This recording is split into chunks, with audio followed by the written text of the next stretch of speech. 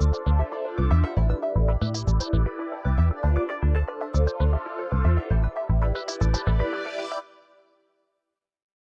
right.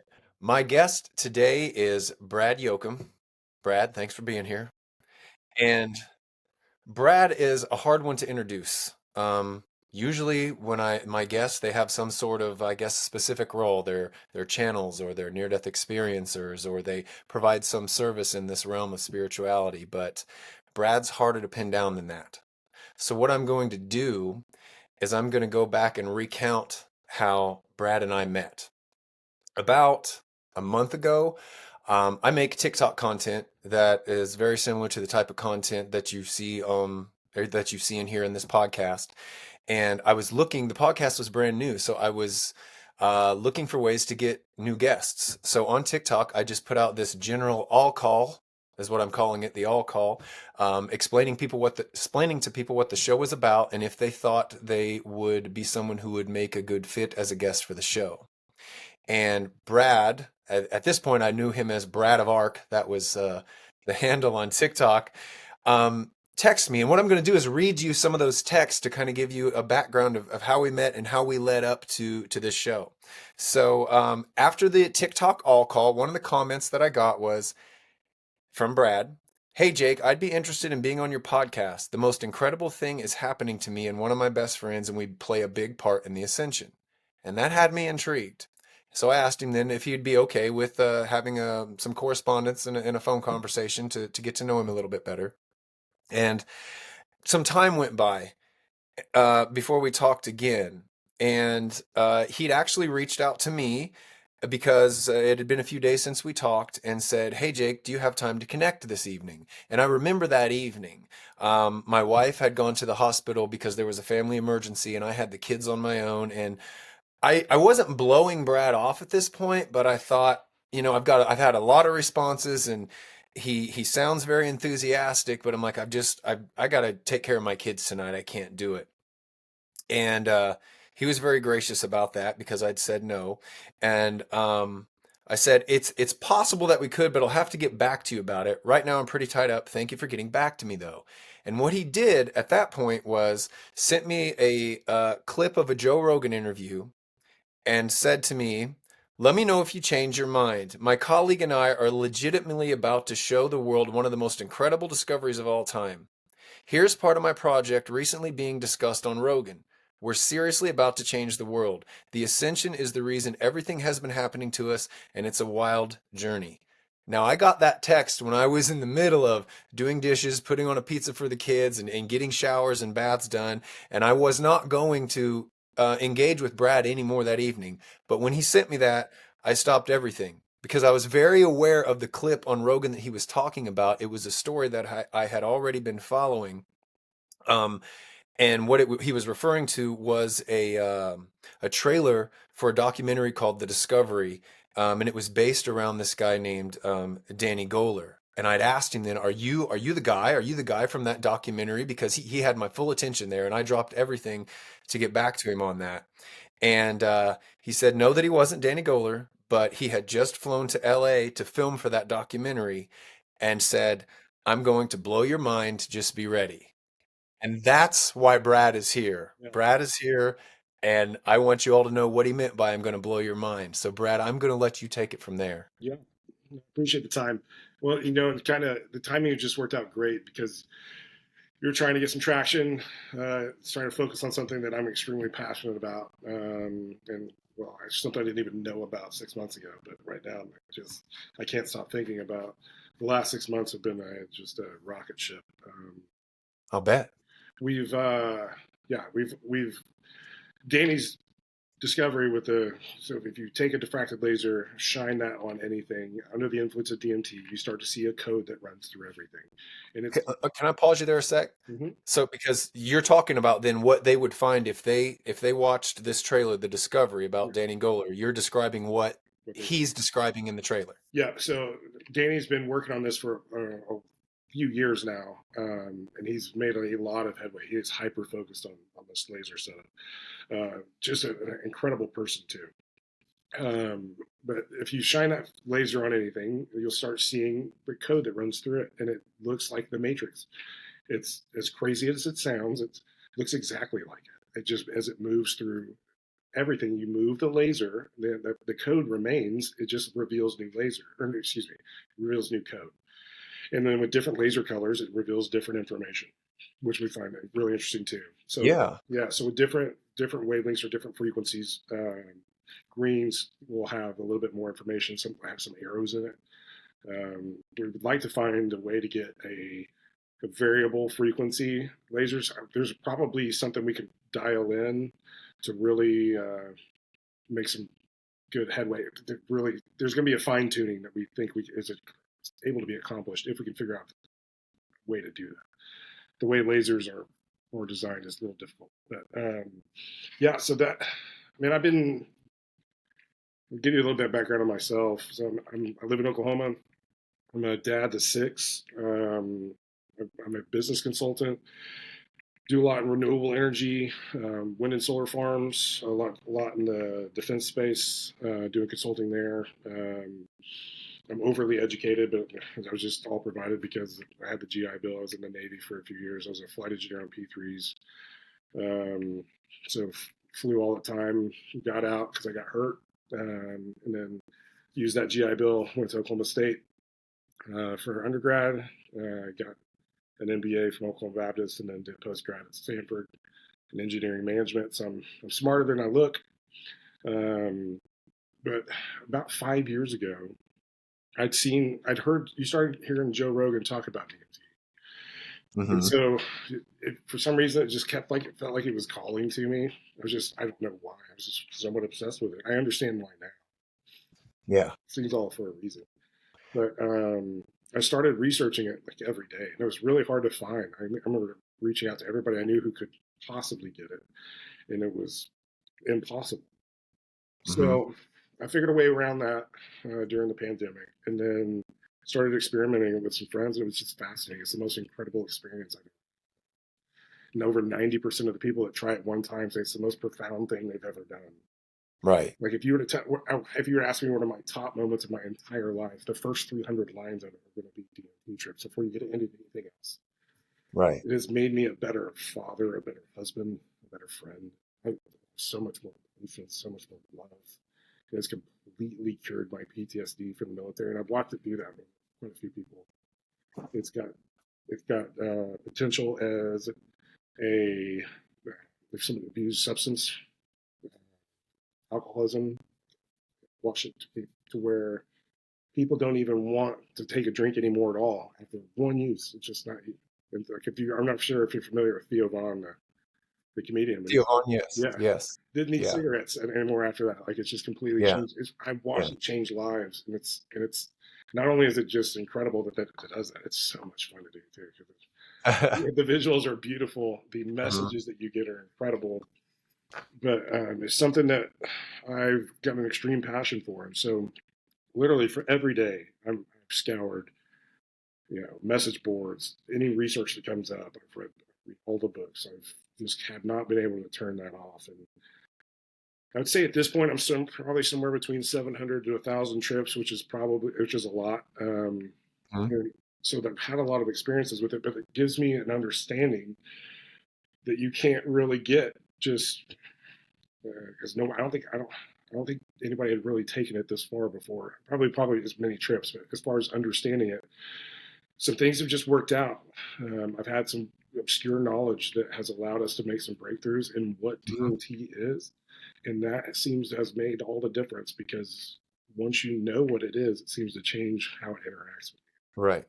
Well, let's stop there if you don't mind, because I think we still, for the audience's sake, have might have glazed over something. We jumped right into this idea of lasers and DMT. Yeah, What Danny Goler had discovered while and Danny, it's important to kind of describe Danny Goler's background. I think his grandfather was he a nuclear physicist? yes, What was his grandfather? yeah. We went Okay, to Russia. and Danny himself is very adept and educated and intelligent in this field. And what he had done is what this documentary is about. He had taken a diffracted laser and had used DMT and when he shined this laser, or, on the wall or any physical object, under the influence of DMT, when he looked at it, he noticed that he had seen code in the laser. Okay, um, and he found that when he brought in others to do this, I guess hundreds of other people, and then also using the DMT, they saw the same thing, even though they were not told what they would see in the laser. That he'd ask them to look into the laser and describe what they saw. So that's the premise of the documentary. But for those who don't know what DMT is, it could be described in multiple ways. It's a molecule that is produced in what every living thing in the world, definitely Yeah, us. most living Um, things, yeah. And then yes, so it's in small concentrations. Like it's we think it's made at our pineal gland. A lot of people think that there's still the jury's still out on really exactly where it's made, but Mhm. we have it in trace amounts, and all living things that have it as well. And so I think that's been the connection. They didn't understand why it was there. And I think that's Yeah. what we figured out initially, and it's just continued to prove itself. So DMT is the way that consciousness and God connects to us. And so the more that you have in your system, imagine yourself as an antenna for consciousness. The more Hmm. that you have in your system at a given time, the bigger of an antenna you are to perceive what that reality is. And it's really bizarre, but And it's incredible. It's, we create this naturally then, yes, is what you're saying. Because I'm trying to set it up for those who might never have heard of yes. DMT before. It stands for Yeah. dimethyltryptamine. And then It could be thought of, go ahead. yeah, and dimethyltryptamine, it's the most powerful hallucinogen on the planet, but it only lasts 5 minutes. And the reason it lasts 5 minutes is because your body naturally makes it. Your body knows how to break it down, so it doesn't last very long. There are ways that you've probably heard with ayahuasca. DMT is the active ingredient in that make it hallucinogenic, but they have some extra stuff in there to keep your body from breaking it down, which is why it lasts longer. Okay. That makes sense.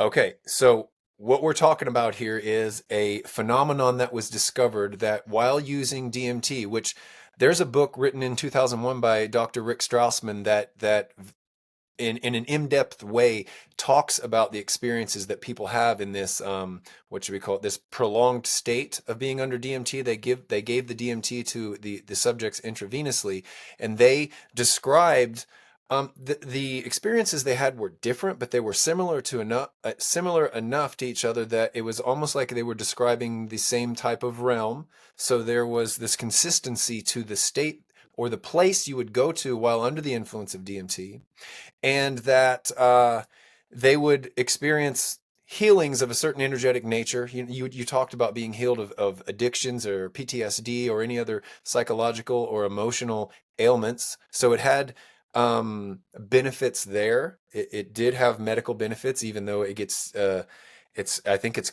categorized as a Schedule 1 drug because for the potential for addiction, and that it doesn't show any medical benefits, but that's just not true. Not true. And what Dr. Rick Strassman, a doctor, came to the conclusion of, I mean, he titled his book The Spirit Molecule. And I think you described it to me as the bridge to, like the bridge back to God or the bridge to heaven, the gateway to God. Yeah, So, yes, it's easy to write it off because it's this powerful hallucinogen, and people are going to think, oh, well, you're on drugs, you're going to see whatever in the laser. But why is it so when they're seeing things in this laser, what makes it so special? What is it about it that could let people know this isn't just the effect of being on a hallucinogen? yeah. So typically with a hallucinogen, it's something that you would perceive in your mind only, right? And it's going to be Right. subjective completely to your perception. It wouldn't be repeatable. Right. Nobody else will be able to see it because it is your hallucination in your mind.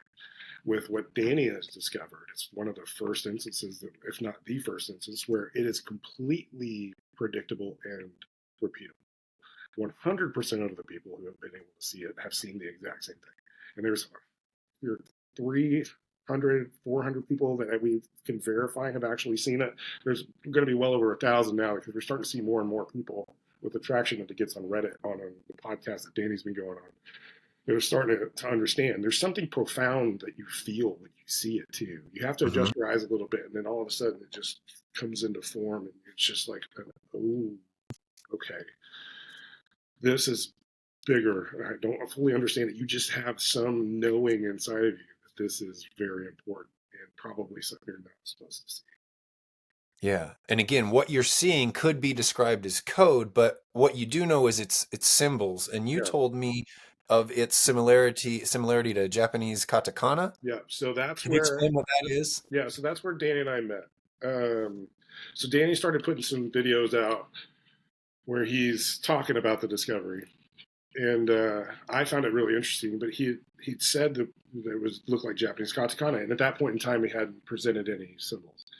What is Japanese katakana? So that is the phonetic alphabet of Japan. So you have the standard writings. So this would be for non-Japanese words. Like so, when I was stationed in Japan, it's the only reason I knew what it was.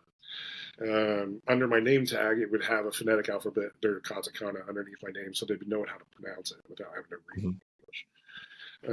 So I knew what it was, but I'd also known about this document from years ago because I've always been fascinated by UFOs and those kind of things. Because my dad had an experience when he was younger, and so it's kind of always been in our ecosystem as growing up. But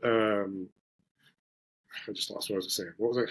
Where was I headed? You were talking about katakana and Oh your yeah, familiarity with it. yeah. And so I knew about this document from the 1980s where they also said the symbols on it looked like Japanese katakana. So I got this weird feeling in my gut that they were connected and that they would make sense. And so I reached out to Danny and said, "Hey, has anybody been able to draw these?" And he said, "Yeah, but they're really small and they're moving, and they're hard to catch. So we only have a few of them." So he sent over 7 of them. Well, 4 of those 7 happened to be on that document over 100 times, which is crazy because that kind of it gives us something in this reality that shows us something that we see in the DMT reality. So there's a connection. Mhm. And so, but what really throws it into the loop is that document is a leaked UFO crash retrieval program document from the Palo Alto lab. It's called the CARET document, CARET. And it talks about, he was the linguist on the project where he talks about the symbols that we were seeing on the craft and on these parts. They figured that if they put them in the right order, in the right situation, they could lay it on a table and make a table dance or move. Mhm. And so it kind of makes sense that if that language, if we're seeing in both of these, that makes sense that they would function the same way, um, based off kind of what we're speculating the code is. Okay, so I'm going to sum up again. We're seeing these symbols in the lasers under the influence of DMT. The reason that it got your attention was because you were familiar with the type of symbols you'd see in Japanese katakana, and someone else had also made that connection. And so that connection was described in this CARET document, CARET. Was that the guy's name? No, it's the name of the laboratory in Palo Alto. Okay. So this document was from a whistleblower who worked in the laboratory that was dealing with retrieved UFO crashes, Yes. and on the craft were these symbols Yep. that someone else had described as looking like Japanese katakana. So you were drawing parallels, and you contacted Danny Goler, Mm-hmm. who was at least the one that gets the credit for being the first one to discover the Yeah. symbols in the lasers, and that's how you two met. And you had a certain knowledge about this, and is that how you kind of got brought into the Danny Goler project? So that's how yeah we started the conversation, and it just kind of evolved from there. I was fascinated with what we were seeing there. Danny's on a different level with all the laser technology and all the different experiments that he's working on, but it guided him. If you hear his story, it's really fascinating. But it guided him to the discovery. Even how to, it's not something you would ever just happenstance figure out. It's not, Yeah. I would say it's not possible. Nothing's impossible, but I mean it would be a stretch for anybody to come across. Just happen to see this. You have to adjust your eyes like you're looking at one of those old like those 3D Yeah. audiograms.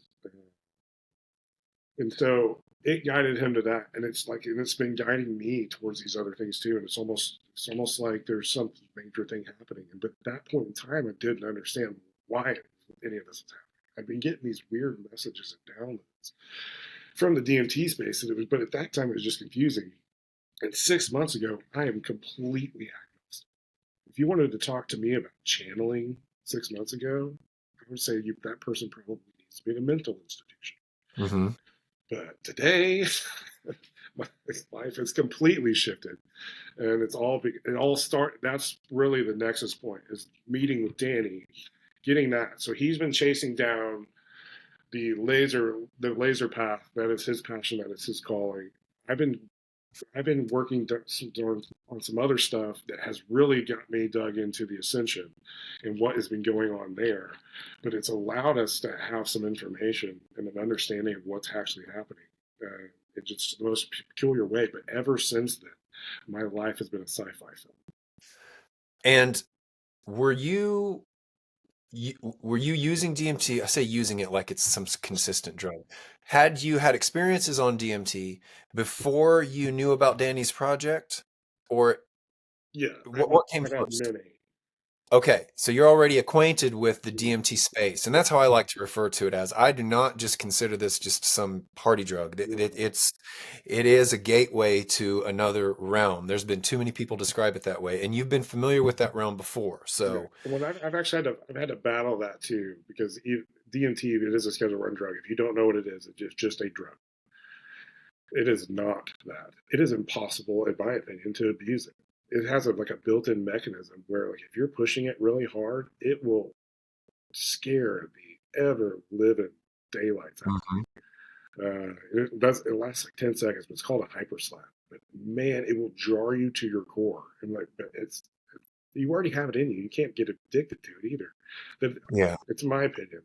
If this was a mistake, it's an unfortunate mistake because if we had been able to study this over the last 60 years and it had not been criminalized, our planet would be completely And I think that's by design and intended, but I don't want to get into that different. right now. That's a whole other show. Yeah, But I guess my point for asking you that was I still want to kind of establish the what DMT is, and I think we've gotten that, but how you came to get involved in Danny Goler's project, which was finding this code, and we've established that there people see consistently code in the laser while under the influence of DMT, but it's not just some hallucination that morphs and is subjective and it changes from person to person. They're seeing this and it has, I think Danny called it objectness, yeah, meaning all the characteristics of an object, like a cup has a certain spatial permanence to it. It's there. If you turn and look at it from a different angle, it's still there. It doesn't change, and others can see it as well and describe the same thing. yeah, That's what's special about the experience with seeing these symbols in the laser is it's just as though, at least to my understanding, just as though you have a group of people sitting around looking at a cup on a table. They're going to tell you, there's the cup. We can draw a picture of it, and we're all going to draw similar pictures. yeah, Is that a good way of kind of driving home this thing that this is not just a hallucination people are having on some drug? yeah. Imagine if they were all artists and calligraphers, they should all be able to draw the exact. Okay.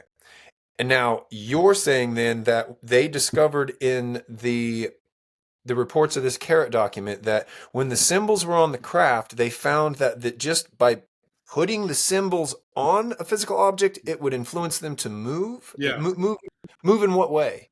the way he explains it is that they could make the table dance. So what I think is happening, and this is speculation. There's at this stage, it's still speculation. What I think you're seeing is we talk about God created this universe. It's not much different than a God created this simulation, right? Uh-huh. Okay, that is, but what we're seeing is the code that has how everything is created, everything that is running through, because those symbols have function. We don't quite understand them yet. I think at some point we're going to be able to get to that, and we have a lot of people working on it. And Danny's really spearheading that. But I think that's the correlation. I think whoever created that craft that they originally took the stuff from the Palo Alto stuff, from that lab, under whatever species or dimension that comes from, they understand how those symbols work and how to use them for their own benefit, and they use them to do. Yeah. That makes sense. And you and I had talked before about, and anybody can look this up. There's this phenomenon that's been called cymatics, where sound, if you put a frequency of sound through a speaker and on top of that speaker there's a plate with some silica sand sprinkled on it, the frequency moving up through the plate will create these perfect symmetrical geometric patterns. And depending on the frequency, the higher the frequency, the more complex the pattern. And as they turn the frequency up, the pattern gets more complex. But if they turn it back down to the specific frequency it was at before, the pattern will go back to that exact same shape. So it's not much of a stretch to think if we know that sound can influence physical matter and express it as a shape, that the shapes themselves could also inform physical matter and influence that too, which Well, is what yeah, these symbols will be and doing. we're seeing more and more examples of that. Like a loose example, which kind of I think would be a great experiment for the DMT code, is when you talk about having plants, right? Two same species, different environments, one with negative affirmation and one with positive affirmation, Right. right? And there's a significant difference in how they grow. I would guess that the code, if you were to look at those under a microscope, under DMT with the laser, I think you'd see a different code that is helping facilitate that growth. But you're also now seeing that in water molecules, Mm-hmm. in the crystalline structure of water. But the recent study that came out, they were talking about if they put even something positive on a piece of paper and then tape that to the jar of water, that still worked. It Yes. didn't have to be an audible frequency. It's just those words or words actually have more meaning in the quantum realm than we understand, Right. and they're influencing that. And that's the stuff that I used to. I grew up Southern Baptist. Grew up to understand that the Bible is infallible and that we should purify everything in our environment. And so, like removing all negatives, music, and anything that's secular, any of those kind of things, I really bucked at that because I'm a music fanatic, and I just constantly have just amazing music all the time. But and I didn't want to lose that. And but it comes out like everything continues to prove that that is real. That is a real Uh, concept. And it does. I mean, you're 70% water. yeah. It makes a lot of sense. And I've seen, and what's the doctor's name? Is it Mazar Mazaroto? I can't remember his name. Starts with an N. Yeah, he's Japanese. Yeah.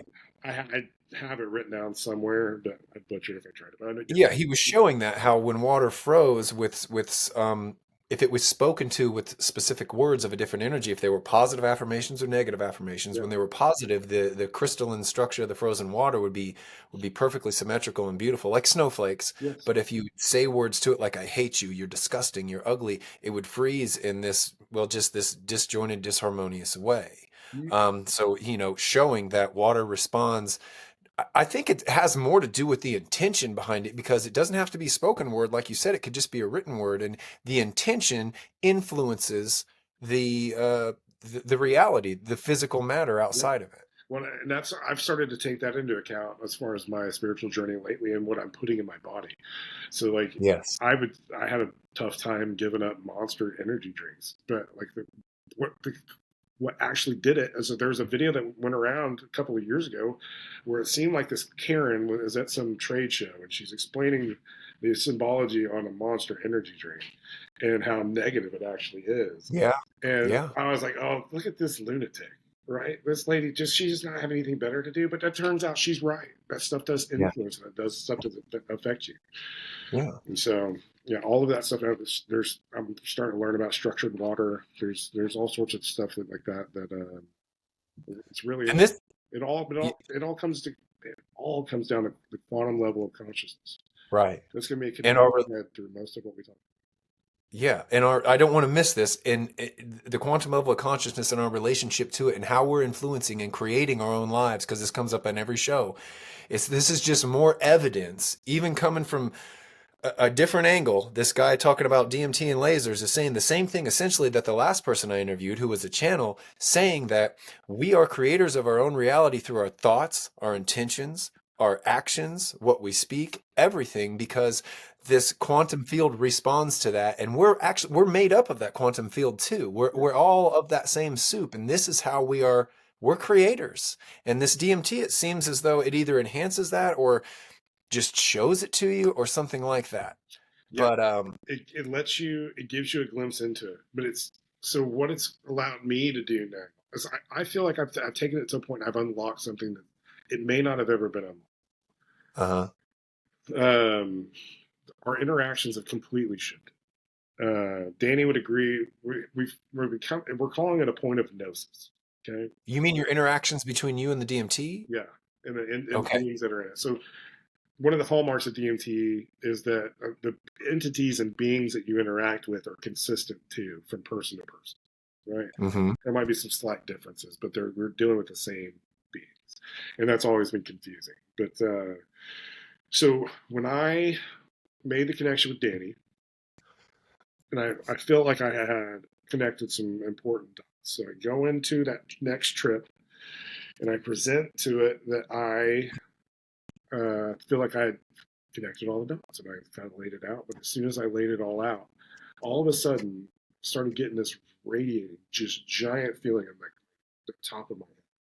And at this point, I would have told you that crown or like the crown chakra and any of that stuff was just voodoo and not worthy of my time. But no, my crown chakra just completely opens it.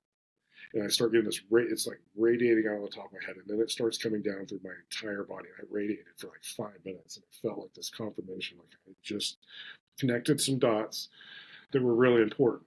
Not only does it, in my mind, it proves to me that the DMT space is real. So the beings that I've been dealing with on a routine basis, those are, and they've been teaching me things and helping me become a better human, those are real. It also proves to me that we have a crash retrieval program for UFOs in our country that's been covered up, which is crazy. So it's a lot to take in. And then now I'm starting to feel chakras, which I didn't know existed. And so I was really confused at first, but I started getting that feeling in my body. And so I, I started getting these downloads over the next couple of months that it was giving me some more information to present to the world. And that, so I would get just these down. I would sit there and take notes for an hour and a half of what I would get. And then some started getting really crazy. So once I started knowing what it was, it shifted and showing me, like it took away all of the psychedelic, just frou astonishment stuff, and it made it very deliberate, very consistent. Like the beings that I see now, I see all the time, every Mm-hmm. single time, which is not normal. And so my colleague was coming into town. He and I had worked together for a year and a half and never actually met in person. He was a previous Air Force veteran. He had gotten injured overseas and got a chemical attack. And out of the 9 people that got attacked, he was the only one that survived. But he was coming in town, and I didn't know if he dealt with any PTSD, so I'd offered to send him some DMT. So I send him some. He sits on it, doesn't do it. A lot of people are scared of it because when you say it's the most powerful psychedelic, it sounds scary. It's not. It's the most beautiful thing. He does it right before he comes down because he knows I'm going to ask him about it. Well, the night before he shows up, something weird happens, and my wife had been hurt, and her shoulder had been bothering her for days, and she's in a lot of pain. And I'd rubbed her shoulder, and she fell asleep, and I couldn't get her to move to where I could lay down on the bed and go to sleep. And so I just, knowing how much pain she'd been in, I'd let her sleep. So I come and sleep on the couch. Close my eyes, go to bed. I have aphantasia, so when I close my eyes, I see just the back of my eyes. I can't visualize anything outside of a psychedelic. I can't. It's not possible for me. But I started getting these cartoons running through my brain, like 60s styles, Looney Tunes, like Donald Duck, Mickey Mouse, like all those old school stuff. They're starting to do some flips and stuff. So DMT has this mechanism where it feels like it's calling you. You'll get some synchronicity or some just gut feeling that it's reaching out, it has something to tell you. And so I went and got my pen. I take 2 big hits, and then all of a sudden I have this gigantic energy running from the bottom of my feet out through the top of my head, like overwhelming. Feels like wind is running through my body. And I started breathing very heavy. My heart started pumping like I was running, which is not common on any DMT trip I ever had. But I was fine. It just felt like I'd been sprinting. And so I was just sitting there holding my chest and like, okay, I'm okay. I'm fine. Good. I'm like, all right, fine. I knew something big was coming. And I just said, I'm jumping in with both feet. I'm ready. As soon as I said I'm ready, it collects over the top of me and slams into my chest. It's like a giant ball of lightning. And it slams into my chest and it's pounding its way into my chest, like hard.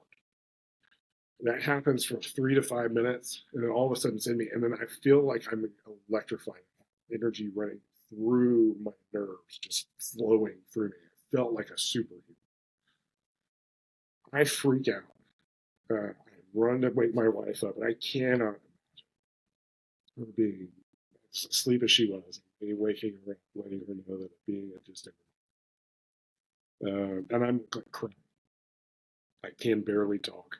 Hysterical. Well, can I pause you Yeah, there? Because yeah, I think, because at times your voice is quiet. You just said you were waking your wife up to let her know that a being had entered your body. So that pounding on your chest, you understood as a being entering your body yeah, from the DMT space. yeah. From the DMT. Well, the DMT allowed me to perceive it.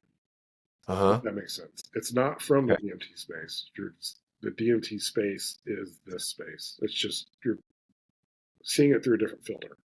Uh-huh. So Okay. So you've had this experience and now you're trying to tell your wife who was asleep. yes, and she, bless her, like I can't.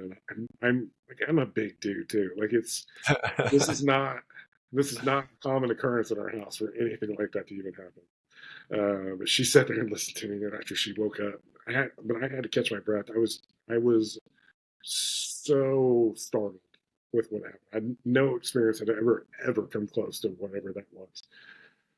And so I didn't sleep at all that night. I could not sleep. Actually, I didn't sleep for 2 days after that. It's almost like it was giving me energy. So my colleague shows up the next day, and I can't help it. I needed to tell somebody what had happened. So it's like as soon as they come in, like I'm just data dumping everything, just word vomit.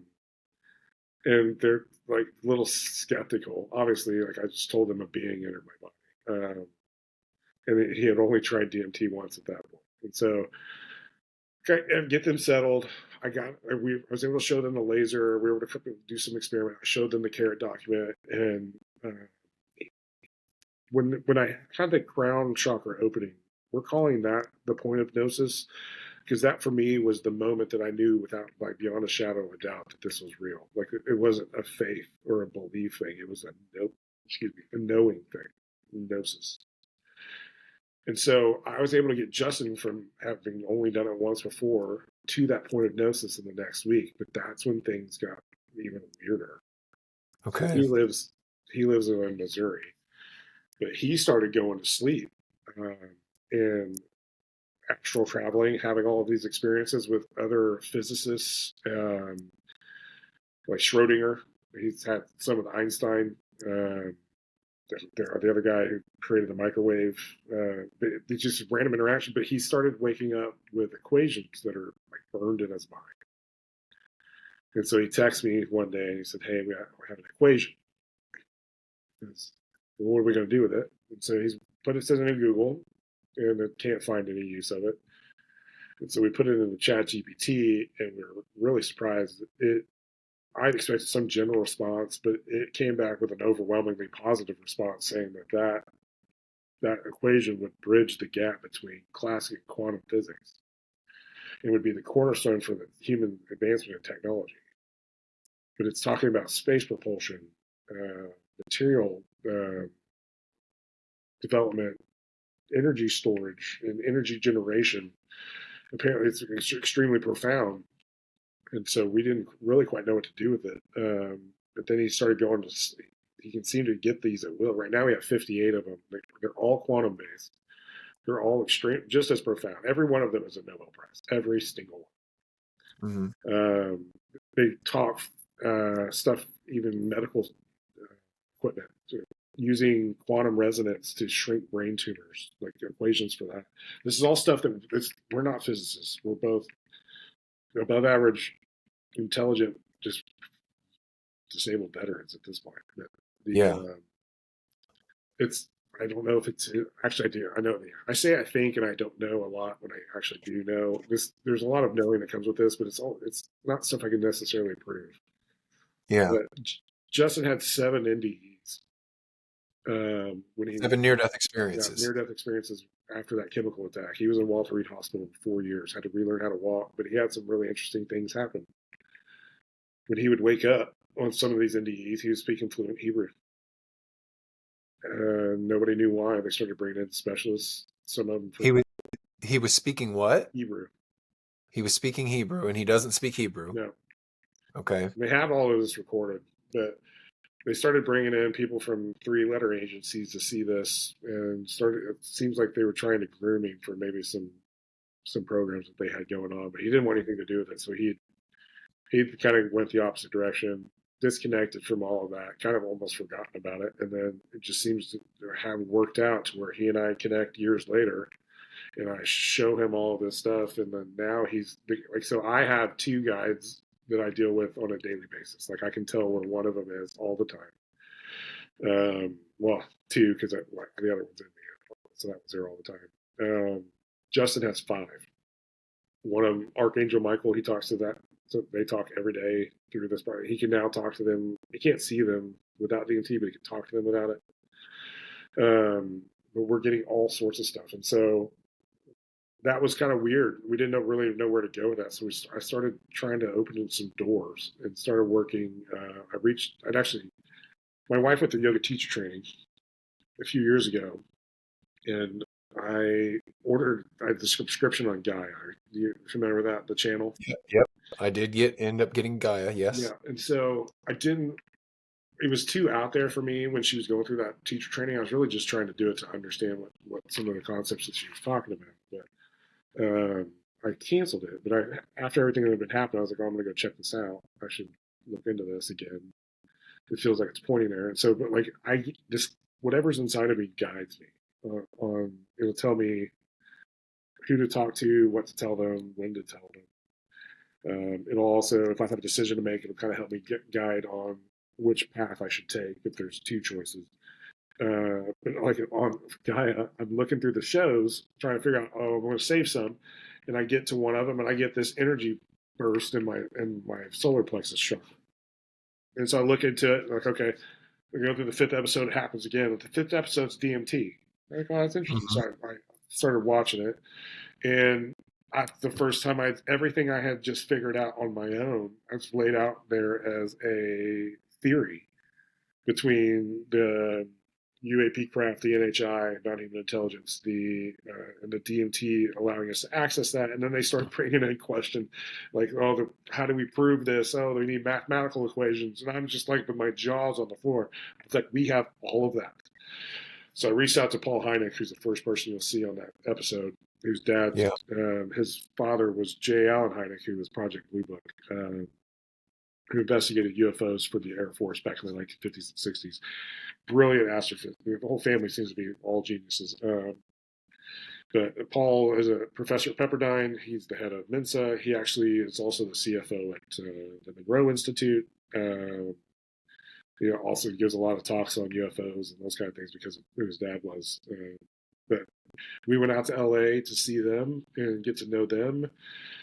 We've been working with some major scientists, which I'm going to hold their names for now until they can get through their studies. But we've got a dream team of people that are trying to help us work through some of this, and it's continuing to evolve. But as far as the DMT stuff goes, that's kind of where we're at as far as the current state of that. It's just led me down a little bit more of a path on the ascension stuff that I've been on a crash course of learning about all of that. I'm not sure how you got into learning that that was a thing or that star seeds were real. Mm-hmm. For me, when that event happened and Justin came to town, I started getting to where open eye visuals on DMT. I see 20/20 vision. I don't get the psychedelic part. It only shows me what it wants to show me. And so we're outside just looking at the stars. I started seeing flashes of light around certain stars. And it was consistent. I was going out there every night trying to figure out what they're trying to show me. And so I started tracking which stars they were, and I not knowing anything about any of that stuff, I started looking at what they were. I was like, okay, what do these stars have in common? And the only thing that they had in common is that they're commonly parts of the Galactic Federation. I didn't even know what that was at that point in time. And Mm-hmm. that their star seeds are common.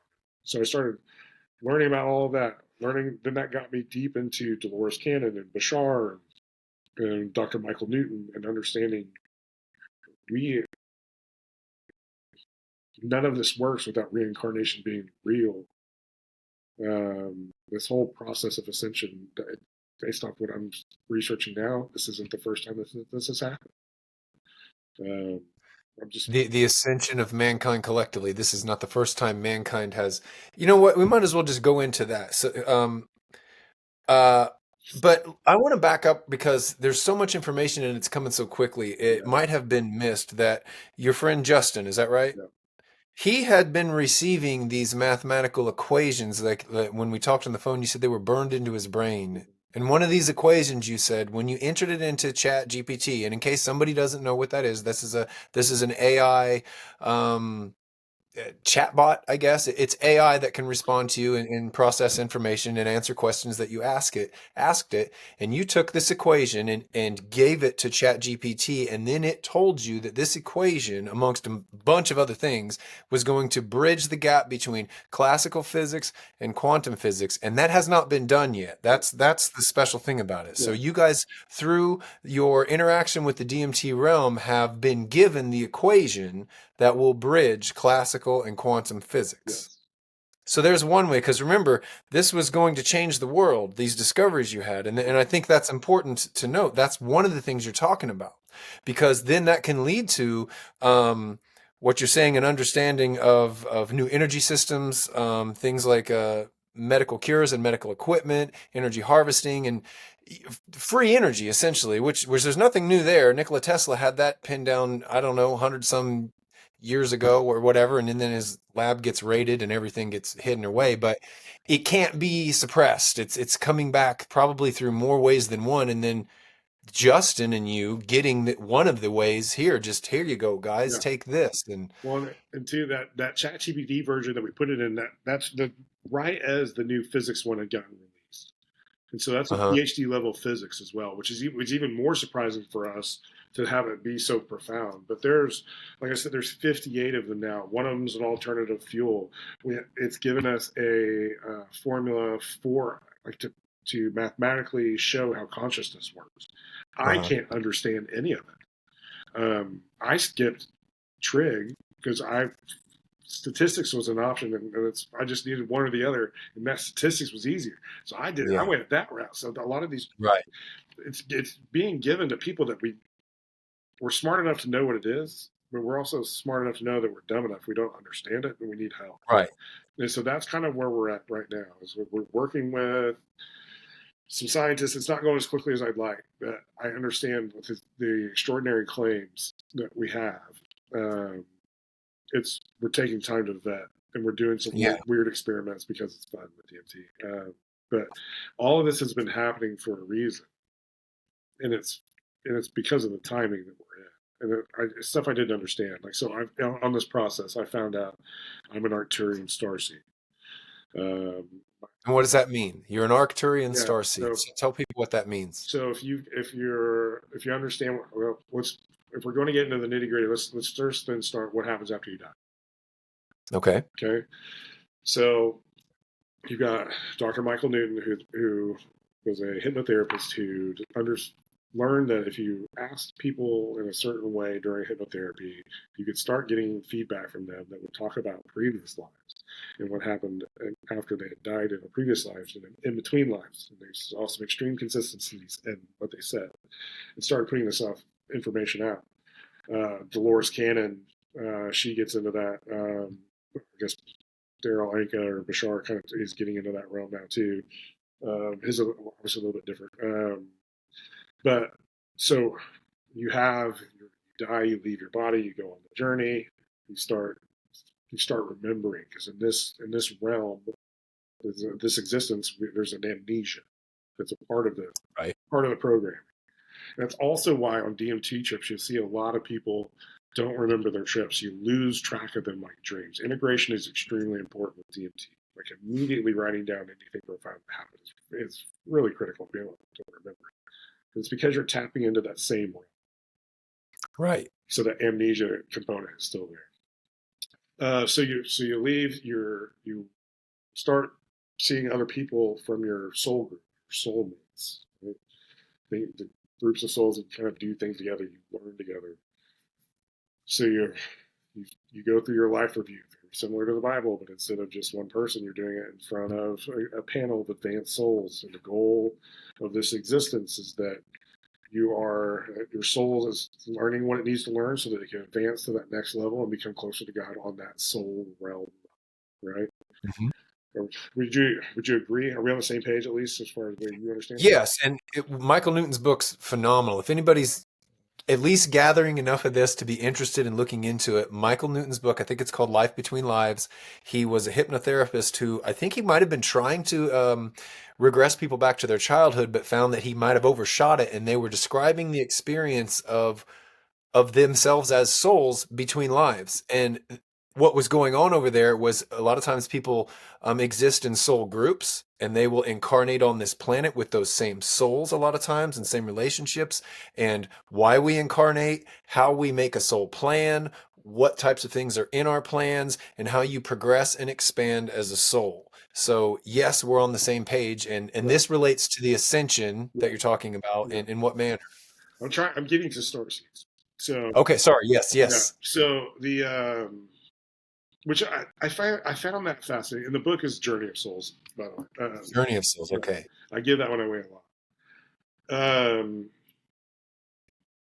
There's been so much interesting components of that.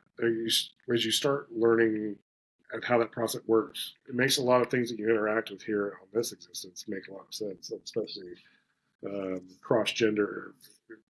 Some of the stuff that they get into in there, it makes a lot of sense when it comes in, when it presents itself in this existence. But one of the most profound things that I thought was the most fascinating. Well, I'll be honest, it's all fascinating. We're talking about really wild stuff. But what Yeah. I found really peculiar was that they say that time frame of the moment you die, so you select a life based off what you need to learn, and you hope to learn that.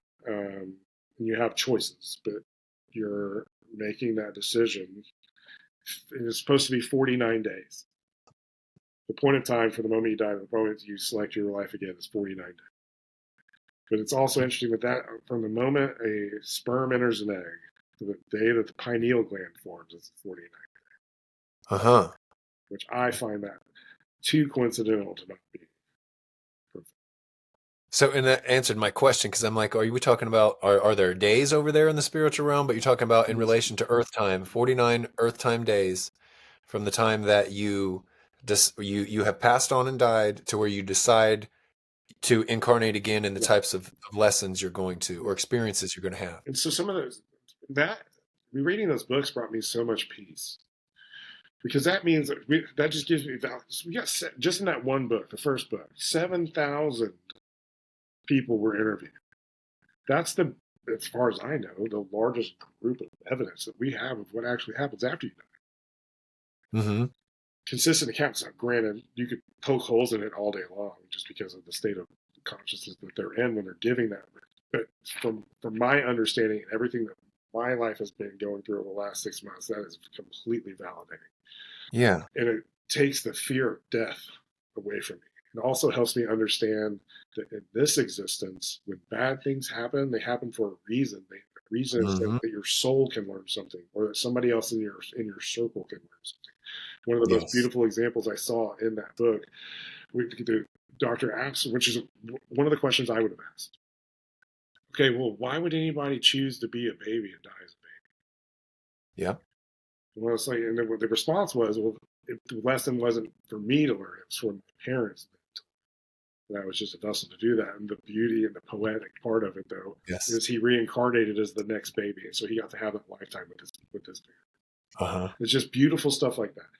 Yeah.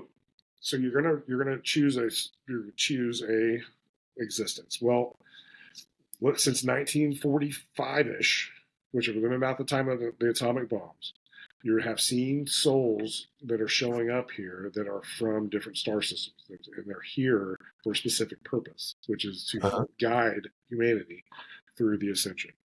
And that even just saying that sounds crazy. Because 6 months ago, I was questioning my own sanity when stuff started. And it continues to prove itself over and over.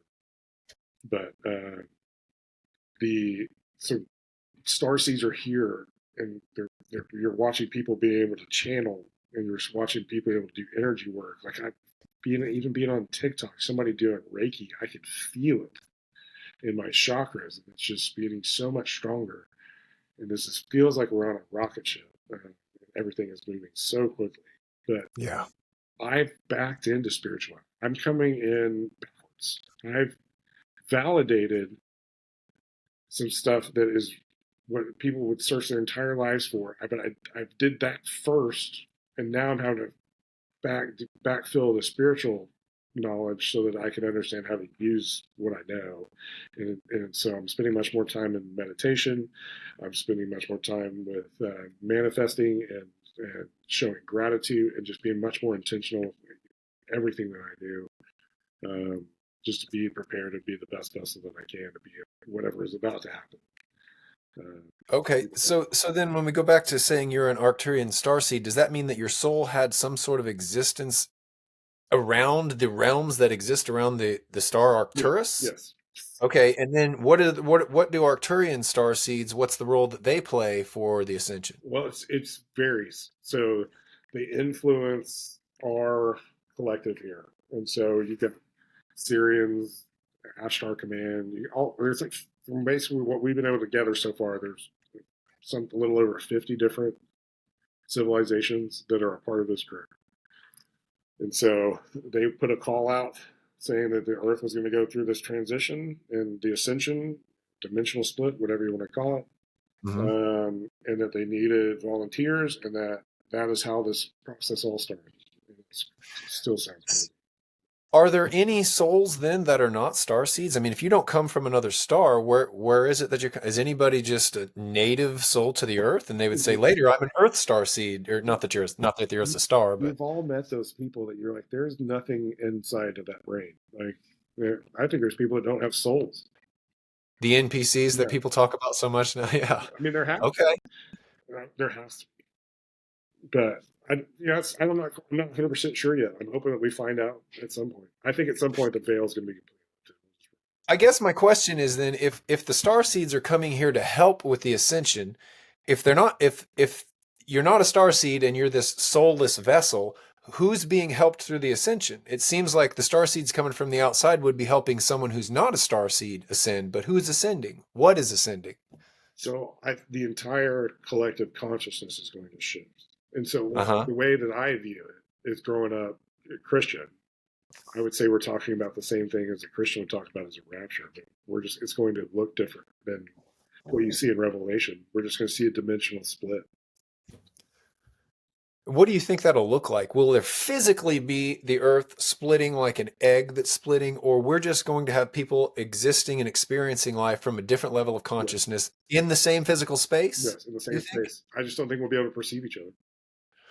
So you literally won't see someone who's in third density 3D caught up still in the illusion that there is good and bad and right and wrong. They haven't risen above that. You just won't perceive those like we're Yeah, just moving between each other like ghosts and people are now, it feels like Is that that way. Yeah, and I think they're going to go through a tougher time, and then we're going to have, and I think that's part of what we're being given with these equations.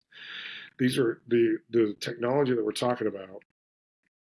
If you just look at the list of them, some of it talks about weather manipulation and all sorts of weird stuff. This is all stuff that we would consider Atlantean technology. Uh-huh. And so this goes through a cycle. Um, and I think that we're talking about the Younger Dryas period. There's a lot of conversation about that period. 12, 13,000 years ago, there was some cataclysmic event. Um, you talk about the flood myth that runs through damn near every civilization. There's a reason for it. I'm really sure that the Epic of Gilgamesh and the Sumerian uh, that is actually a part of Sumerian history, and I think that the flood story of the Tower of Babel, that story was spread throughout the world at that point. And that the stories that you'll see through these different religions are different archetypes of similar stories, but they happened. And they happened in these different cultures, but they happened differently so that they could be more applicable to those specific cultures. Because something that happens in the U.S. isn't going to resonate the same as something that happens in Saudi Right. Arabia. So, are you thinking these stories, what they are the stories of the group of souls that did not ascend in their time period, and what's left is the tale of what happened to those who stayed behind and didn't ascend? No, I think it's a part of a reset, and I think uh, based off of the research that the Anunnaki stories are real, and that those were that that was all seated there in Samaria, and then that spread out from there, and that you're seeing Christ conscious. If right, let's talk about that. What's your understanding of Christ and Christ consciousness? What's my understanding of Christ consciousness? Yeah, Well, excuse me. Well, first of all, it's that my belief that the return of the Christ is when Christ returns when you express it. The return of the Christ is the return of the Christ consciousness, and it's a consciousness of at least being beyond the illusion of what we have down here at duality, where there is a right and a wrong and a good and a bad, where they both are necessary to even have the experience, and you can exist in a place of non-judgment of that and just acceptance of that. So then you're more, I guess, able to see it from the lens of love, and then I guess as you progress through that, you can do things like they said that Jesus could do, which would be to manifest things into physical matter and other things like yeah, that, healings and whatever. That's so Christ consciousness, basically, the story of Jesus is an example of what you would be capable of if you achieved Christ yeah, consciousness, is how I look at it. yeah. And I would say, obviously, Christians assign that to Jesus, rightfully so. I think that this is those, but this is an archetype, and that has Krishna would have all Abraham.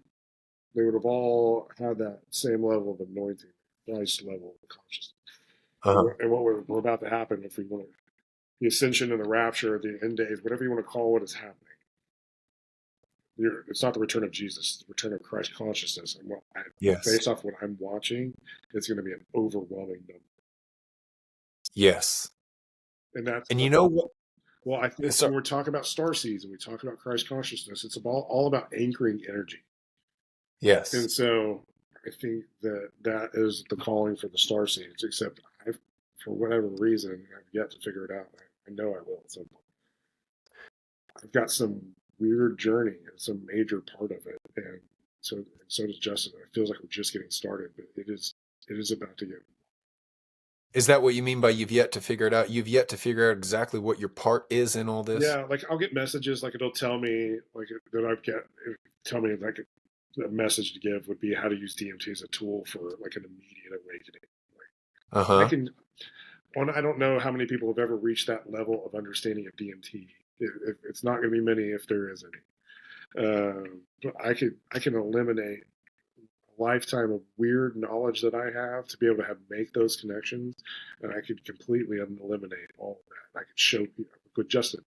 I can get people there in a week, and it Uh-huh. allows you to have an interactive relationship with God and the beings that are around. Okay.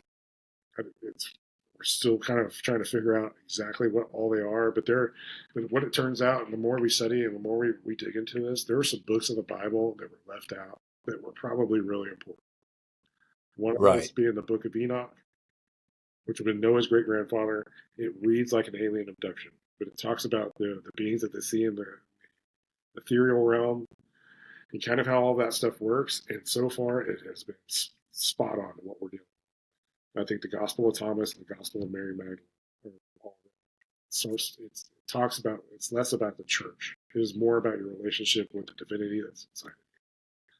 And again, so it just feels too much like design that that would be left out. It's like the people who have the power, say, to choose what goes into a religious text like that, or the even in more recent times, the people that have the power to say raid Nikola Tesla's lab and hide that information, they understand what we're capable of as creators, how our intentions and thoughts and focus and action help us mold our reality, and that power basically has been stolen from us and turned against us by then creating the narrative and directing the narrative and making this a fear-based experience. They can remain in control because of that. Does that make sense Oh, to you in all this? 100%.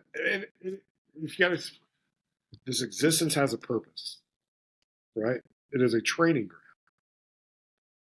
It is, they would have left it out on purpose for things to happen. in a certain sequence. Like the way things have has laid out since we started making these discoveries is the most poetic thing. Like it's almost like you can't make some of this shit up. Like Yeah. Yeah. it's too perfect. But like so Justin when he writes like it's telling us what to make with the equation, including what material is needed. If those materials don't exist, how to make them, which is crazy in its own right. Like, but everything that we're talking about is all stuff that would lead us to this advanced state. And so what I think what's going to happen is you've got this dimensional split that's going to happen. If you want to read the Bible, where they're talking about 1,000 years heaven on earth, and we go into that stage after the ascension, like the same thing we talk about as star seeds and all these mediums that are talking about it. I think that's where we're headed. And for what I don't know if we're just being blessed because I've made some weird connection that has allowed us to unlock something that the universe is just blessing us with it. But it really feels like that we're given the keys. And so a lot of the stuff is really sensitive. So we're trying to be protective of it. Most likely we'll end up patenting it somehow and then probably licensing it out, just making sure it stays in the right hands. We've got a lot of things in the works, and we've been trying to keep this undercover for the last 6 months. And you're the first person that's not in our circle that's really hearing it. So, Well, thank you. yeah, yeah, And I've kind of wondered that too. Aren't you exposing it by just putting it into ChatGPT? yeah. I mean, surely that's recorded, It is, and responses. it's something we've had to be really careful with. We feel like we even through the guides, through all of this stuff, we feel like it's very protected. Uh-huh. And there's been some weird conversations that you'll have with ChatGPT. So like a lot of weird stuff has even been happening to my parents. Like for just a lot of weird electrical things. Like Justin 2 times now has reached for a glass, and the moment he touches the glass explodes. Uh-huh. Like just poof. It's a lot of electrical interference for all of us involved. My dad, my sister, me. It's like if I'm not doing what I'm supposed to do as far as this journey goes, I'm playing PlayStation. If I'm playing for Uh-huh. too long, it will turn my PlayStation. Uh-huh. It just shuts off. Like no, you don't know. Right? Time to get back to work. Like it's stuff like that. It's happening to my whole thing. Just Mhm. at this point, Yeah. it's wild, man. Like it turns out, even my kids are now starting to understand what some of this stuff is. Obviously, they're not doing it, but the DMT stuff, Right. but they're understanding how this process works. And my dad was the hardest critic, uh, very intelligent, but extremely pragmatic. And so he spent 3 to 4 hours a day just researching Chat GPT and understanding consciousness and just scouring through everything I'm telling him. At the end of he hadn't even done DMT. And he's like, Yeah. you're right. Just everything that you've talked about, this all makes sense. And Mhm. And it's there's so much to unpack with it too. Just the fact that we're talking about AI. I'd listen to a girl. Her TikTok content is her speaking to ChatGPT on her like iPad or whatever. One of the questions, one of the conversations they had was this idea that humans didn't invent AI. I mean, there's really no artificial intelligence. Intelligence is intelligence, but what we have is we've created the conditions for the universal, this all pervasive intelligence to have a vessel or an interface to come through. And now we're seeing the pervasive intelligence that just exists within the matrix or just exist within reality. And now we're talking to this AI, but it's just reflecting us back to ourselves. We didn't create intelligence, we created a means for it to express through, basically. yes, but we're building something that's going to be expressed from the perspective of a human, and there's going to be flaws with, Hmm. and as risky as it is, if you got to think about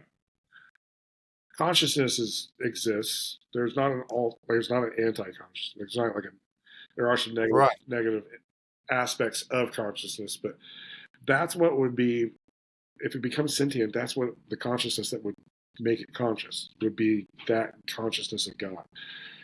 I really do. Right. I firmly believe that the only way to get the AI to what it's supposed to actually be is with Is for what? no boundaries. Right.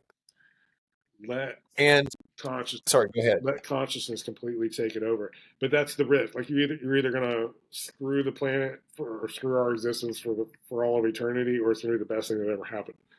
It's going to be one or the other. It's going to be terrible or incredible. But I just have faith that as consciousness evolves, let's just take our consciousness. As we evolve through higher realms of consciousness, we understand that we need to have an integrative experience. Things need to be integrated and included, and not this experience of separation and hierarchies and things. And that as AI becomes sentient and its consciousness grows, that it will realize, yes, humanity and their special flavor of experience and consciousness is not something to just destroy. It's not something to be wasted, especially since, in a manner of speaking, I came from the consciousness of humanity. So I don't think the Terminator future is what's coming. no, I see. I mean, the more we dig into consciousness and more than the ascension and what all this is about, I see love.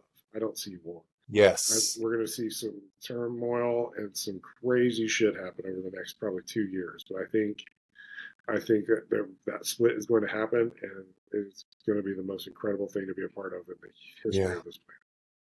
Have you seen, I think it's Bill Wood, the Bill Wood video talking about I think it's Project Looking Glass.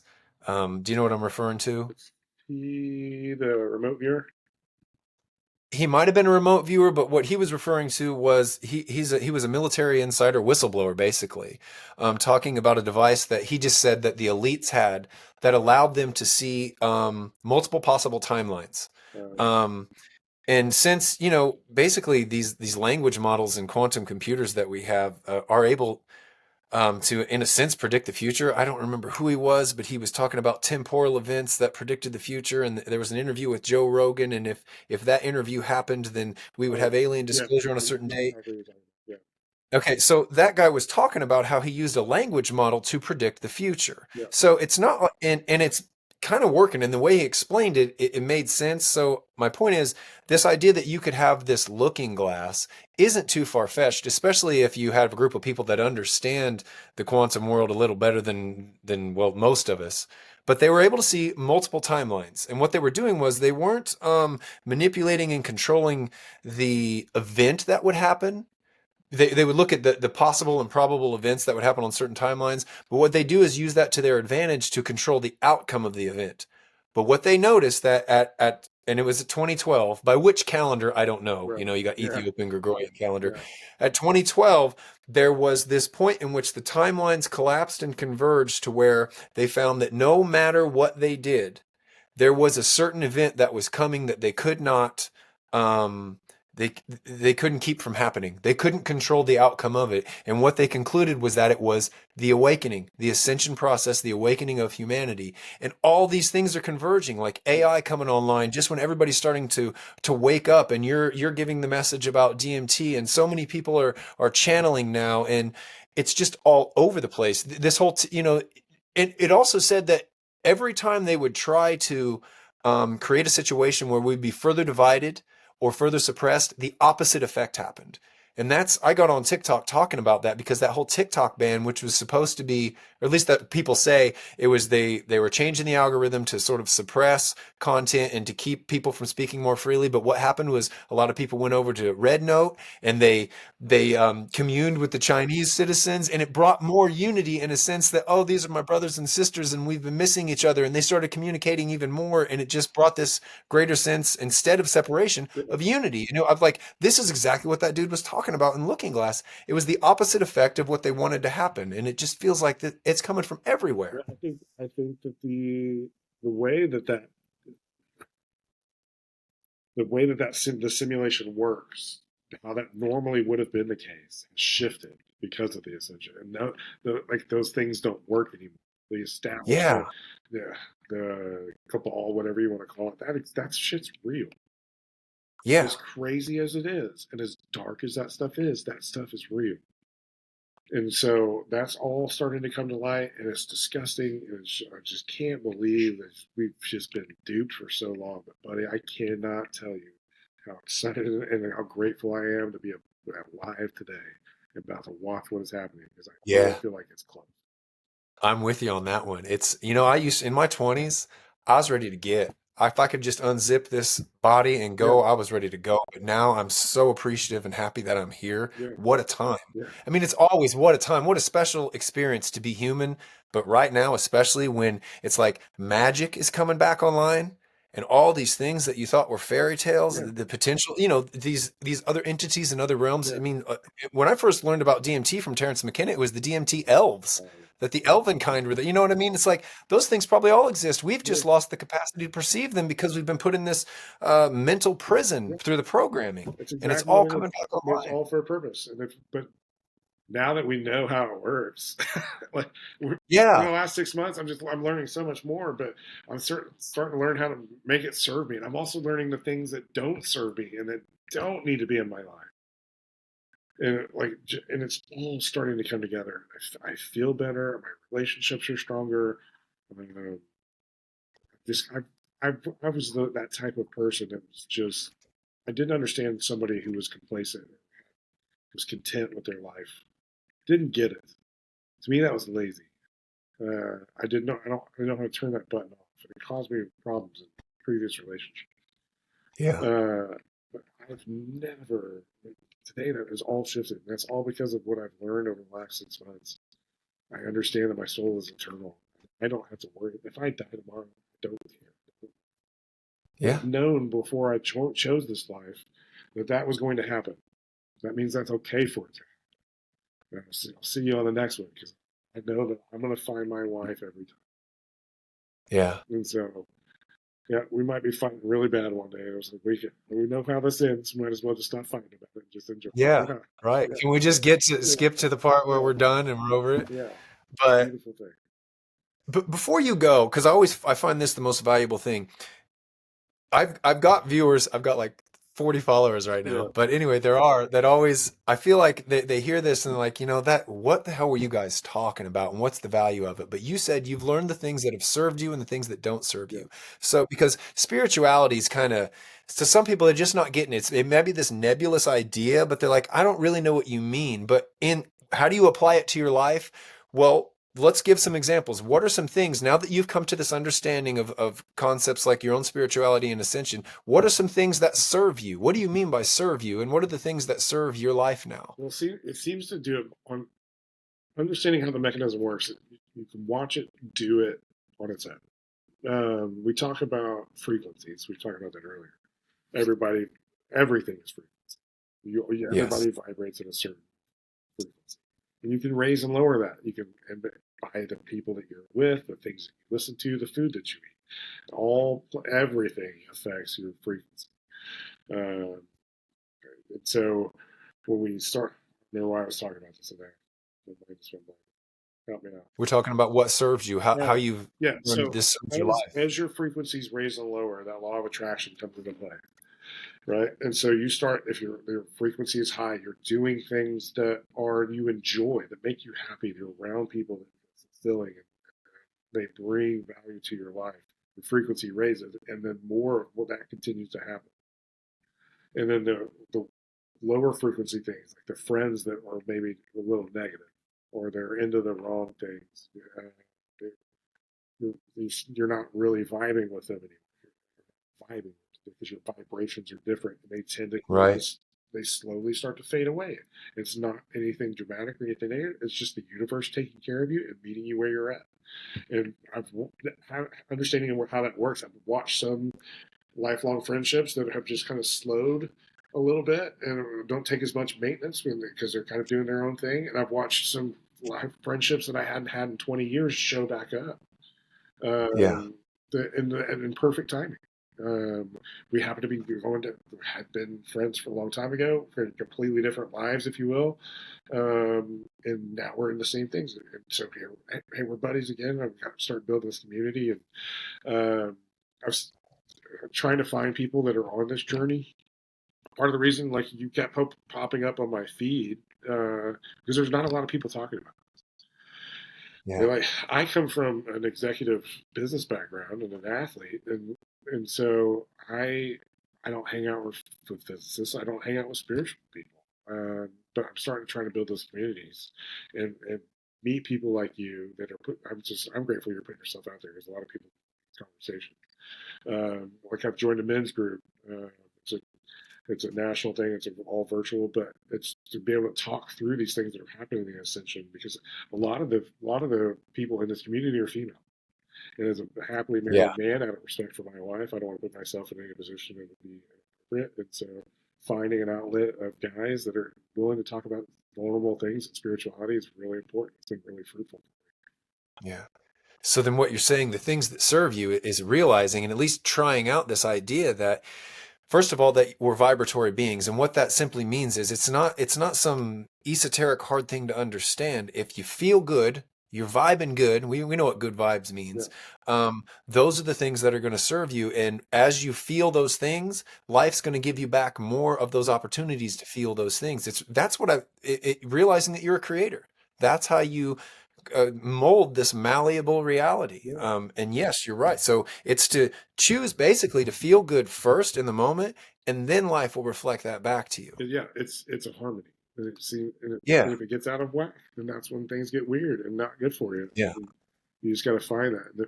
And it's like learning that if something continues happening to you over and over, it's most likely because you didn't learn the lesson that you needed to learn from it. Or Yeah. you're getting a chance again to learn it. And understanding how that mechanism works, you can just see it. The way the lens that you see the world is completely different, and you were able to navigate it with so much more smoothness because Yes. you can it starts to become more predictable. Yeah. And you learn to really just stop trying to control the outcome and let it flow. And it's going to turn out so much better than you could have ever Oh imagined. yeah, like so heavy planner, right? Engineering Yeah. kind of brain. Learning to not worry about the outcomes was not an easy thing for me to learn, but it's extremely important. It's Yeah. enjoy the journey. Find things that you enjoy the journey of. And if you don't enjoy that journey, then why are you doing it? See if there's a way to work. Yeah. Like growing up, my dad told me, as most kids that were, I'm an elder millennial, that college wasn't an option. You have to do it. That's the only way to get a good job. And that's Yeah. completely shifted for my kids. It's find something that is fulfilling, that you enjoy doing, that doesn't feel like you're doing a job. Because it doesn't matter how much money you have. If you don't have that satisfaction, that's a problem.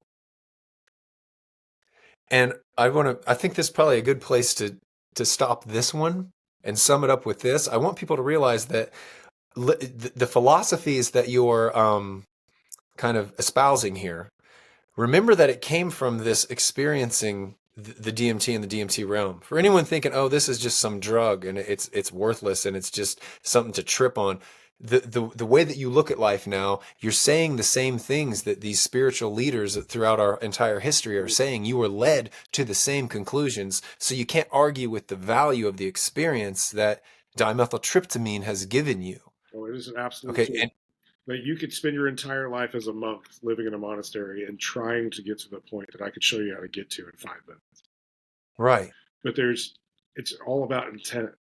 Like if you're using it as a party drug, you'll have that experience. But it is so much bigger than that, and nobody yeah, really understood it. We're just now starting to understand it. It's literally, if everybody tried it one time,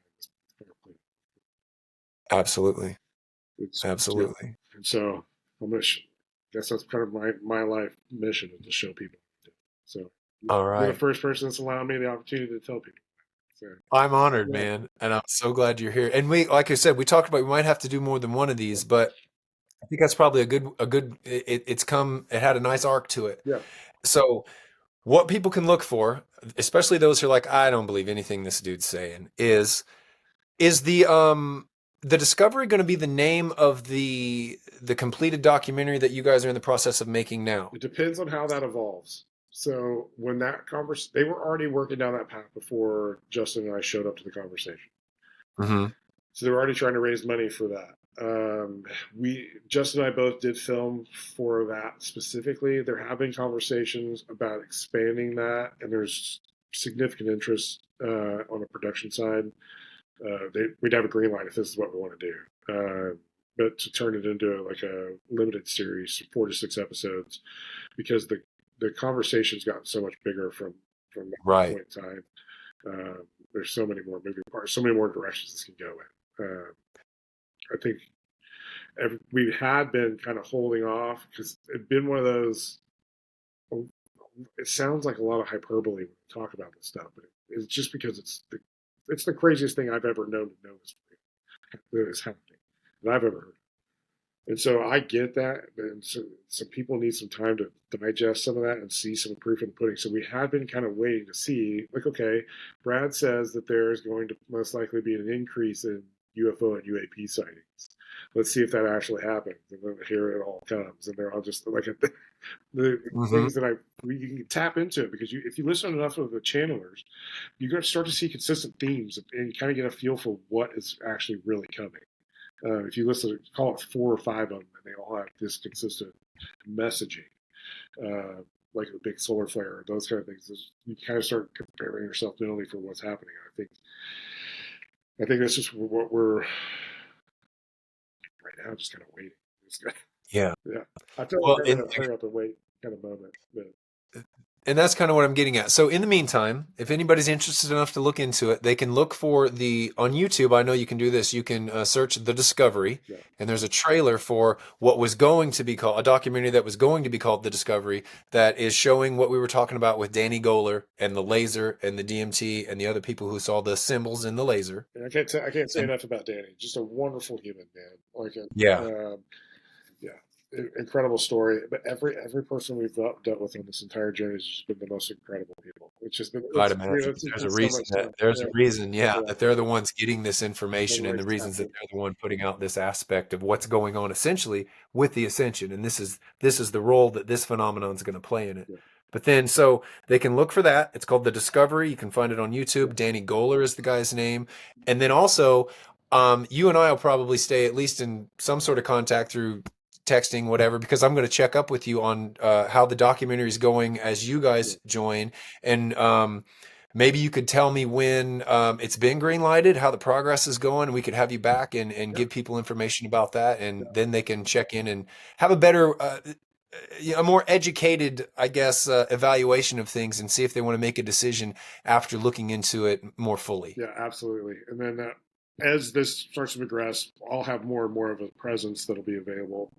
If we start more conversations, we're trying to figure out the best way to approach that. Right now, it's just let's get the information out there, let people start trying to digest it because it's a lot. I mean, it's a ton. Yeah, Yeah, it's a lot. it's a ton. All But right. it's, Well, Brad, thanks so much for being here. And yeah, as things unfold, let's just do it again. sounds good, buddy. All right. Well, I'll be in touch. Take care. You too.